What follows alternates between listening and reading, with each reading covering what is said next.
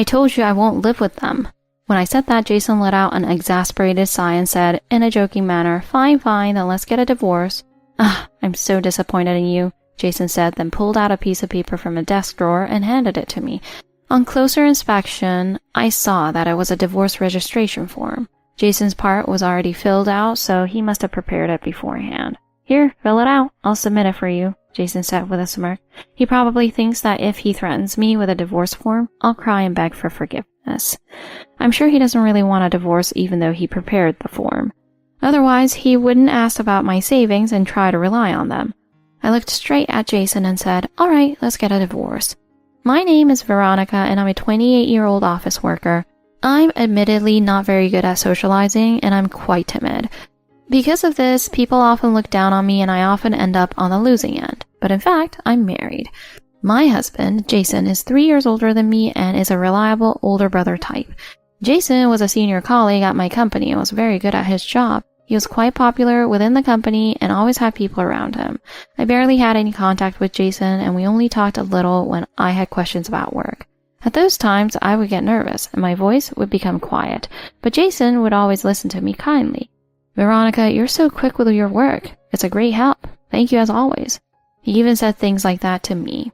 I gradually became attracted to Jason. Jason, would you like to go see a movie with me sometime? One day, I mustered up the courage to ask Jason out to a movie. Jason looked a bit surprised at first, but quickly smiled and said, Sure. Which one are we seeing? He readily agreed. Going to this movie together was the start of my relationship with Jason, and we gradually grew closer, and eventually we started dating. Jason was also a reliable person in his private life, and I was always the one being led by him. I was very grateful for that, and always appreciated him supporting me. Some years passed since we started dating. I was happy just being able to date Jason, and didn't have any particular desire to get married. Hey, Veronica, have you ever thought about marriage? Jason suddenly asked me one day. Huh? Marriage? Yeah, I've been thinking I want to marry you, Veronica. What do you think? I could only be surprised by Jason's words. I never expected him to say something like that, but if Jason was thinking that far ahead, maybe it would be good to get married. I thought so. I wanted to do everything I could for Jason. And so Jason and I got married. It was the happiest moment of my life. However, after we got married, I discovered a new side of Jason. I hadn't noticed it when we were dating, but Jason had a slightly selfish side. One day on our way home from a date, we decided to eat out for dinner. Let's eat at this place today. It's Chinese, I suggested. Jason looked displeased. Huh? Let's go for Italian today. We just had Chinese the other day, he replied. In the end, we went to an Italian restaurant as Jason suggested. It was a very delicious restaurant, and I wasn't particularly set on having Chinese food. Jason seemed satisfied, so I was satisfied too. Looking back, this was the first time Jason had pushed his will through like that. I've never seen him like that, not even once, when he's at the company. Thinking that I was the only one who had ever seen this side of Jason, I felt incredibly happy. I even thought his selfish side was cute. But after that day, I started to see various sides of Jason. Veronica, iron my shirt, please. Huh? I'm busy right now, too. Could you do it yourself? When I refused Jason's request, he would say with an obviously displeased look on his face, I'm not good at this kind of thing. You're good with your hands, so you can do it, right? Lately, Jason has been like this all the time. He tries to push everything he can't do onto me, and when I refuse or show reluctance, he immediately gets a sour look on his face. Sometimes he would get angry and yell, if you're going to complain, then just do it. At first, I thought it was just him being a little selfish, but when it escalated to this point, it didn't seem so cute anymore. I sighed and ironed Jason's shirt. After that, Jason's behavior escalated even further, and he started pushing the chores we had been sharing onto me. It'll be faster if Veronica does it, right? I'm not very good at it, so please do it, he would say, pushing everything onto me. Our workload at the company is the same, but I'm doing all the housework. Don't you think that's unfair? When I said that, Jason's face turned obviously angry. Then, with a bright red face, he snapped back at me. You're a woman, and the weight of responsibility at work is different between us. Don't compare us, he yelled. I was so scared by his sheer force that I ended up doing the chores he pushed onto me. You should just do it quietly from the beginning. I don't want to get angry either. Jason said that and went back to his room. Jason was angry earlier, but we were doing the same tasks at work. Jason didn't have a managerial position or anything. I had even started to train new employees.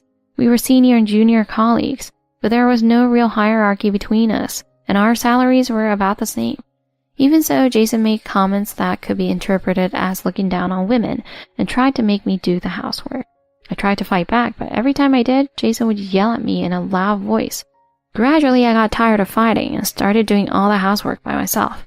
Jason, taking advantage of the fact that I no longer resisted, started slacking off on even throwing away the trash and cleaning the room. I was scared to talk to Jason, and we stopped having even trivial conversations. Jason also seemed to find it bothersome to talk to me. As soon as he got home from work, he would go straight to his room. It wouldn't be an exaggeration to say that our relationship as a couple was already broken. I was exasperated by Jason's actions and words, but I couldn't say anything.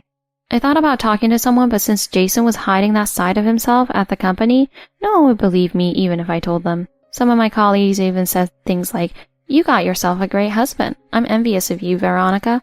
They probably imagined Jason to be a reliable guy at home too.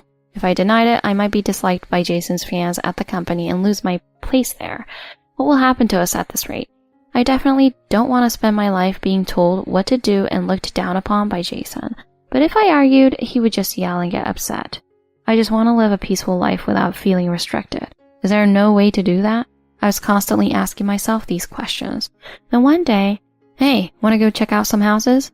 Jason made the suggestion out of the blue. "You mean like a home show?"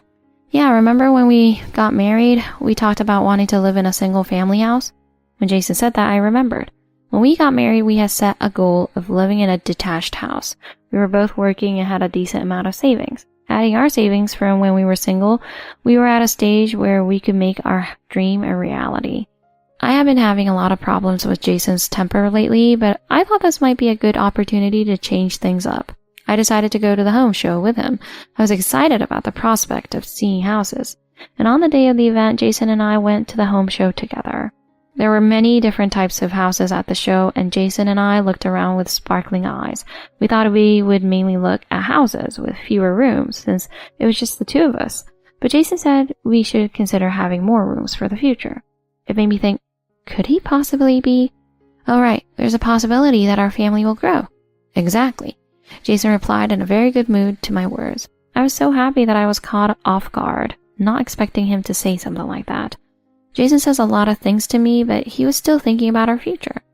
After that, we looked at larger houses together, satisfied with just looking that day, and went home. That was fun.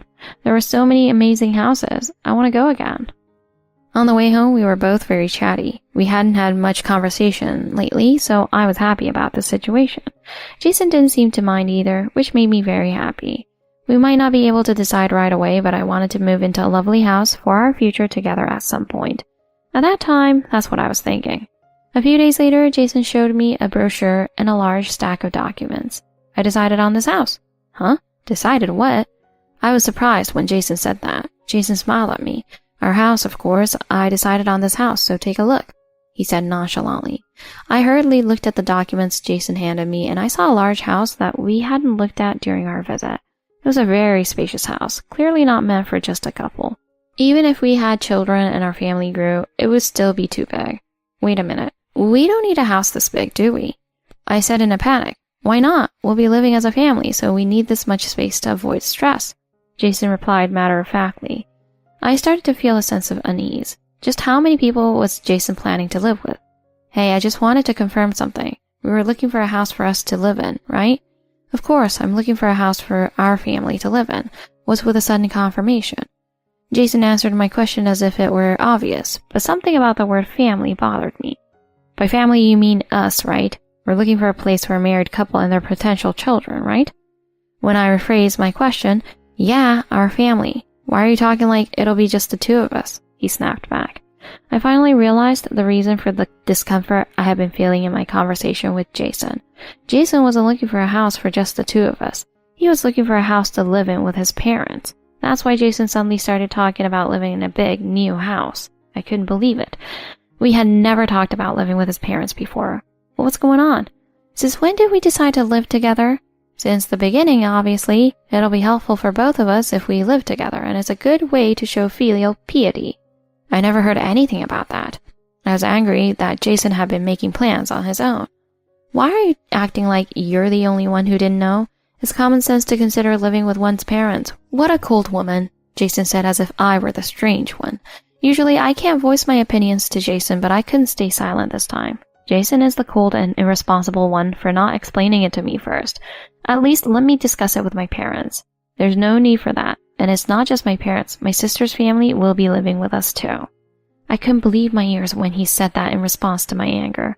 He said that not only would we be living with his parents, but also with his older sister's family. In other words, Jason was looking for a 3-generation household. I was shocked by this revelation. That's impossible. Even if it were just your parents, fine, but your sister's family too? That's ridiculous. I shouted without thinking, but Jason just looked at me as if I were some kind of disgusting creature. What's so strange about family living together? I just wanted to make my family happy. Jason said, his expression full of confidence as if he were in the right. I was disappointed in Jason, who was being inconsiderate. I can't imagine living with 3 generations. I can't trust you since you didn't consult me beforehand. I took a firm stance, completely rejecting the idea. Then Jason took a deep sigh. What's your problem? I've always dreamed of living in my own house with my family. I didn't think you were such a heartless person, he said, glaring at me. In the end, even when we tried to talk it out, Jason refused to listen to me, and I couldn't accept his proposal.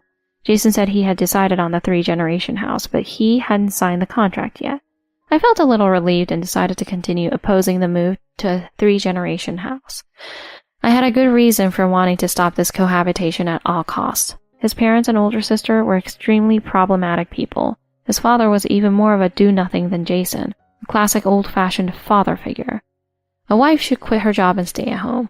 When are you planning to quit, Veronica?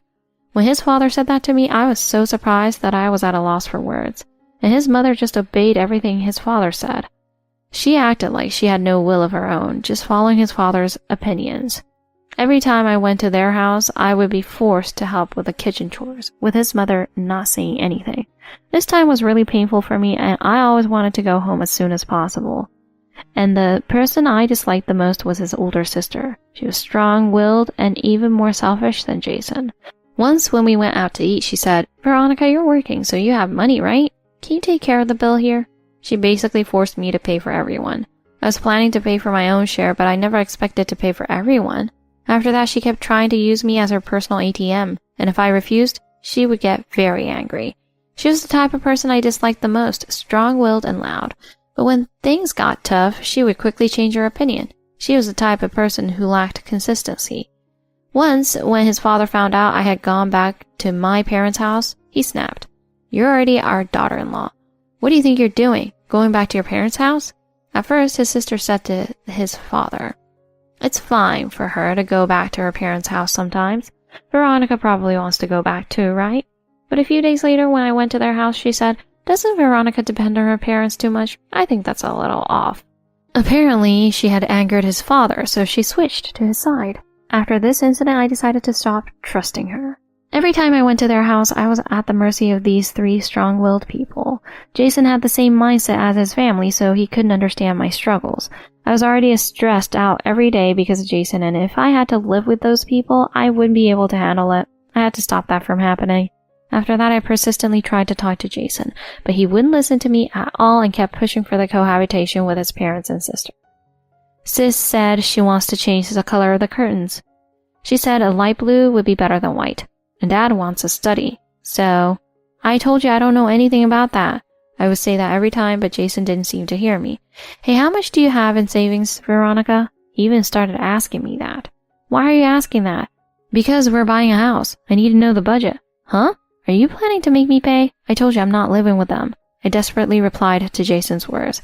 It turns out that he was counting on my money, even though I was refusing to live with them. When I said I wouldn't pay, Jason clicked his tongue. "Are you still saying that?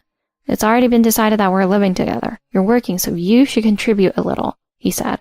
Then he grinned as if he had thought of something. "If you refuse to pay, then I'll just have to cut you off," he declared. "What are you talking about?" "Exactly what I said. I picked you up even though you're a useless woman. But you're trying to throw that away," Jason said with a nasty grin. "A useless woman? Picked me?" I really didn't understand what he was talking about. When I didn't say anything, Jason looked triumphant. "If you can't do what I say, then it's divorce. If you can't cherish my family, then I'll just cut you off," he said. Was he serious? I had been enduring trying not to anger Jason all this time. When he was in a good mood, he was kind and treated me gently, like before we were married. That's why I was able to love him and wanted to cherish him. But Jason was threatening me, using the word divorce as blackmail. When I heard those words, I felt something inside me snap. What do you mean you picked me up?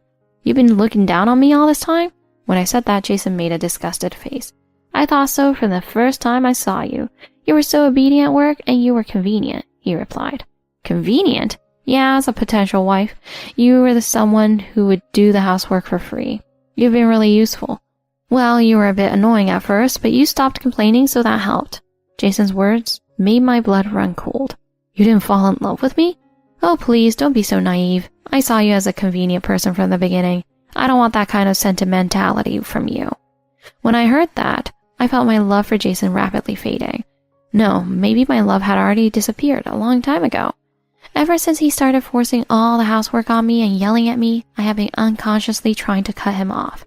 Eventually, a feeling of wanting to punish Jason grew within me. Anyway, buying the house is already decided and we'll start living together next week. If you say you're against it, then it's divorce. Jason said that and went back to his room. I decided to take action immediately. The next day, Jason woke up and said, "Today, my parents are coming to discuss the cohabitation. Get ready." I took a deep breath and said, "I've told you many times I'm not living with them." When I said that, he let out a boring sigh. Fine, then it's divorce, he said jokingly. You really disappoint me. Jason said this, then pulled a piece of paper out of a desk drawer and held it out to me. Upon closer inspection, I saw that it was a divorce registration form. The spaces for Jason's information were already filled out. It appeared he had prepared it in advance. Here, fill this out. I'll submit it for you, Jason said with a smug grin on his face. He probably thought that if he presented me with a divorce form, I would break down in tears and beg for his forgiveness.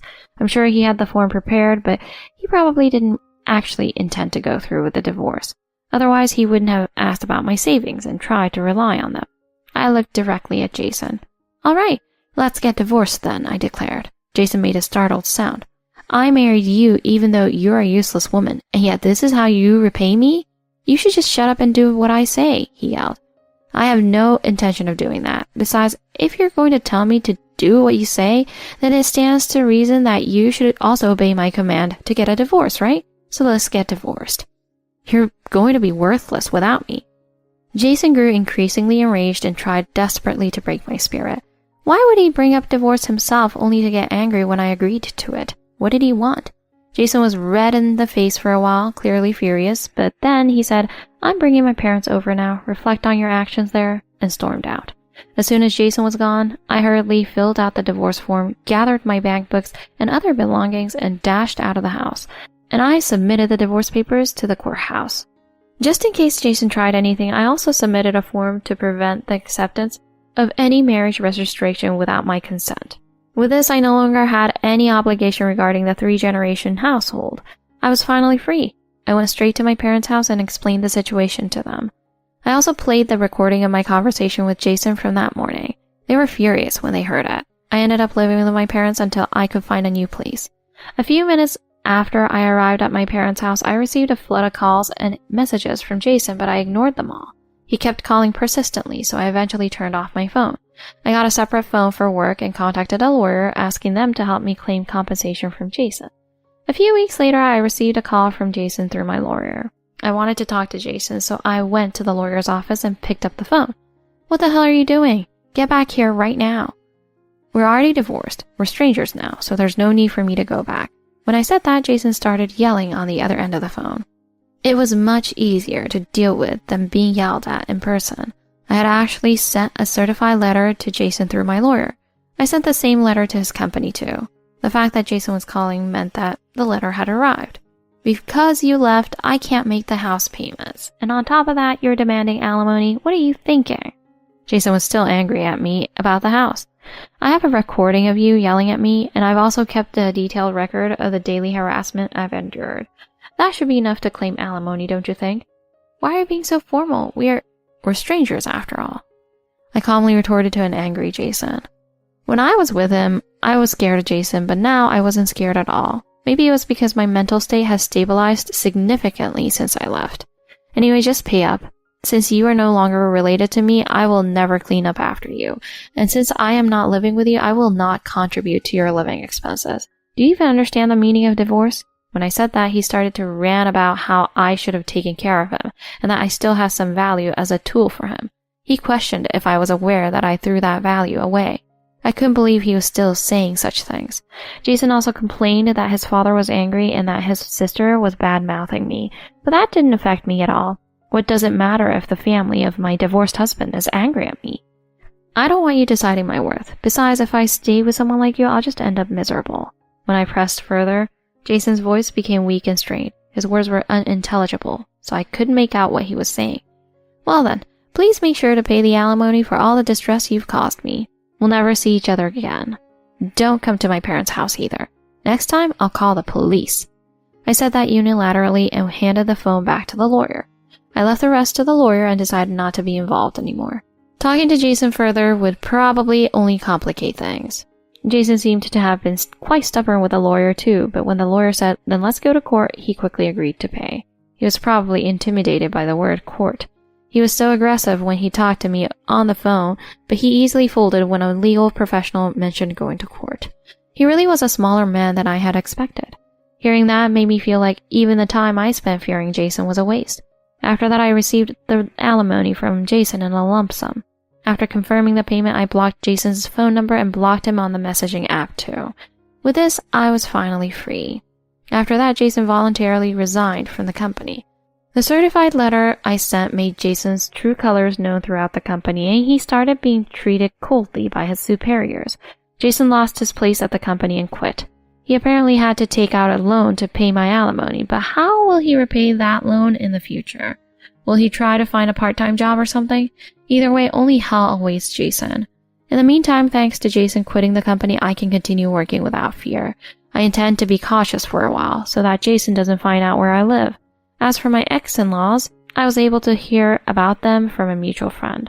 They couldn't pay for the 3-generation house they had purchased, so they ended up not being able to live in it. After that, they apparently had renovations done on their current house, but they couldn't pay for that either, so the construction was halted.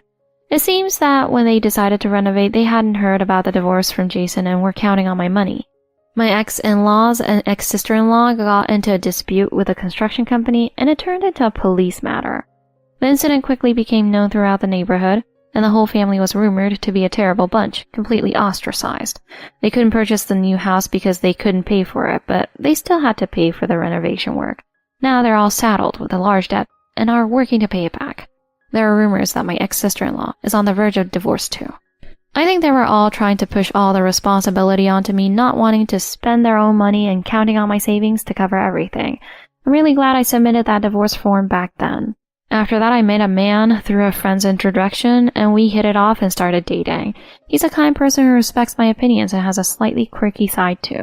He's a wonderful guy. I'm not thinking about marriage yet, but I'd like to think about the future with him.